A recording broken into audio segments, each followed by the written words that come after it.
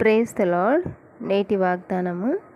నా మొర్ర ఆయన సన్నిధిని చేరి ఆయన చెవుల జొచ్చెను. కీర్తనల గ్రంథము 18వ అధ్యాయము 6వ వచనము.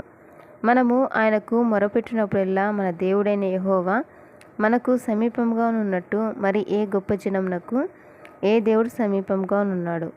విననేరకి ఉండినట్లు ఆయన చెవులు మందం కాలేదు.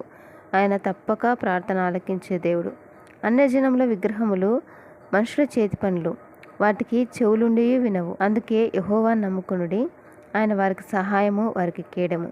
పరిశుద్ధ గ్రంథంలో ఎబ్బేజు అనే వ్యక్తి ఉన్నాడు. అతడు ఇశ్రాయేలుల దేవుని గూర్చి మొరపెట్టి ప్రార్థించాడు.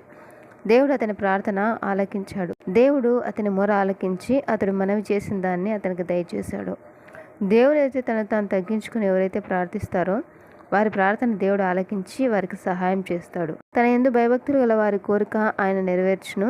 వారి మొర ఆలకించి వారిని రక్షించును. ఆమేన్.